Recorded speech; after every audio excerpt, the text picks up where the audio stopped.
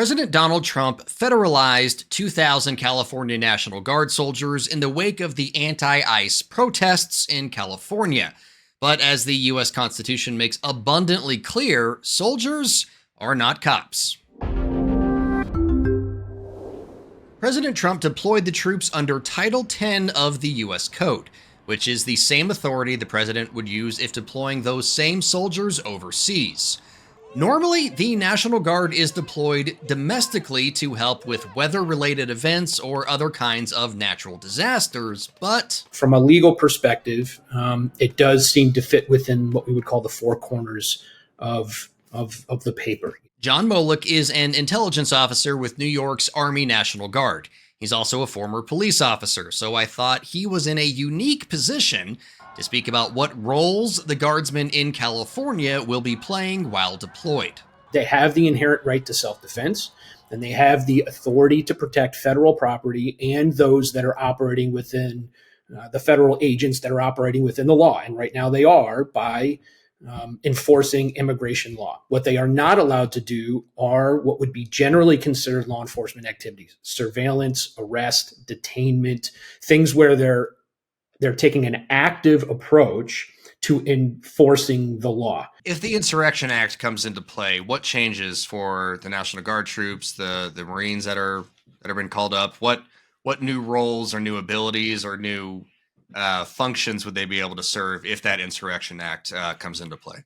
Yes, so that's a challenging discussion to have because there's not a lot of legal precedent there. So what I suspect would happen is that there would be an opening of authorities a bit, maybe a bit more of some support to law enforcement. I can't guarantee that, but it would certainly make, from a legal perspective, it would certainly make a more clean break, if you will, because the Insurrection Act is kind of a, during an emergency, break glass here kind of a function. And I think that's really why, in my opinion, that the current administration, or really any administration, doesn't want to have to enact that because that's such a rare case. And they certainly would get a lot of pushback in addition to what they may be receiving today, should they enact the Insurrection Act, because that was written for some pretty specific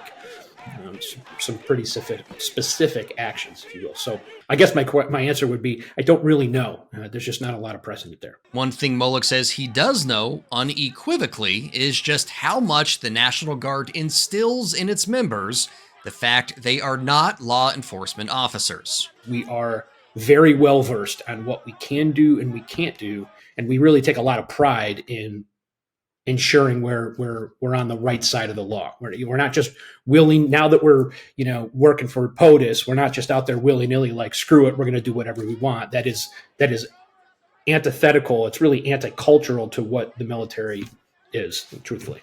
At the time we posted this video, the National Guard troops deployed to LA are still operating under Title 10, and they are the only National Guard troops currently deployed by President Trump domestically.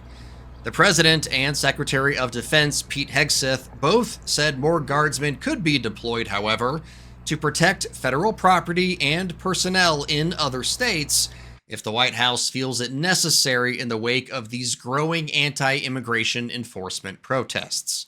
For more reporting like this, download the Straight Arrow News app today.